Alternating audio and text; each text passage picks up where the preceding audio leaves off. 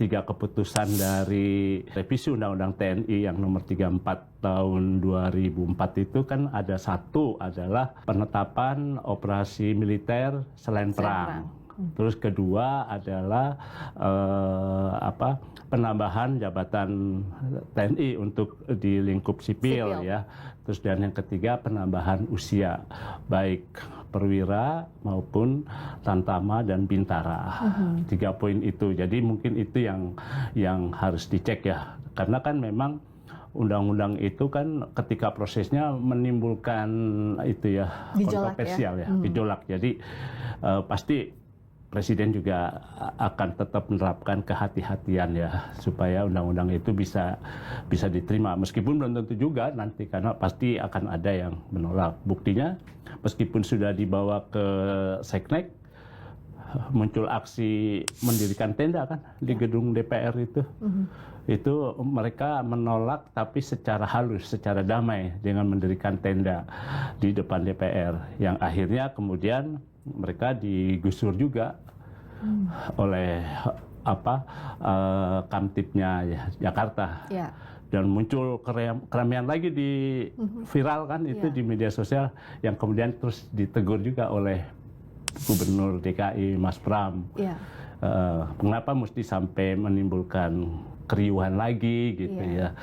Cara itu akhirnya kan kepala Kamtib, istilahnya Kamtib ya, atau apa sih? Keamanan ya, pengamanan itu. Ya kan, mereka akhirnya minta maaf kan kepala Kamtibnya di Jakarta itu.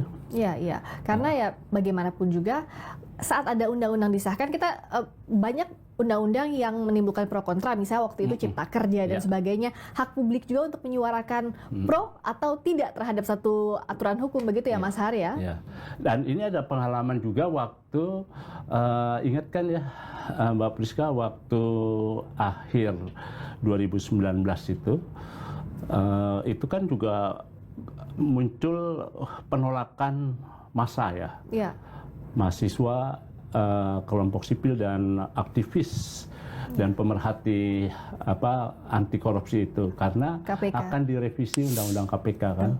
Itu kan heboh banget ya di DPR ya. Setidaknya kalau yang kemarin itu revisi undang-undang KPK lalu undang-undang Cipta Kerja juga begitu ya Mas Har. Dan akhirnya kan Pak Jokowi ya undang-undang revisi undang-undang KPK yang nomor 30 tahun 2002 yang direvisi kedua kalinya dengan Undang-Undang nomor 19 tahun 2019 kan Pak Jokowi tidak menandatangani itu, tapi undang-undang itu tetap berlaku.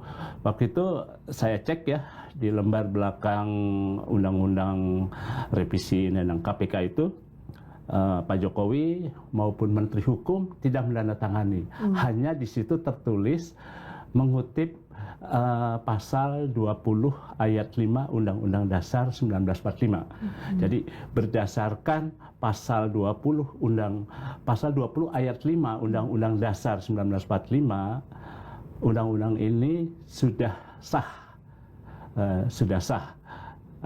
Jadi tanpa harus ada tanda tangan Presiden maupun Menteri Hukum, undang-undang itu dinyatakan sah. Ya karena memang otomatis 30 hari setelah itu kan itu berlaku. Dan itu waktu itu menjadi Undang-Undang nomor 19 tahun 2019. Dan yang tanda tangan itu hanya Deputi Hukum dan Perundang-undang Seknek. Saya ingat tuh Ibu Silvana Jaman ya yang menandatangani itu.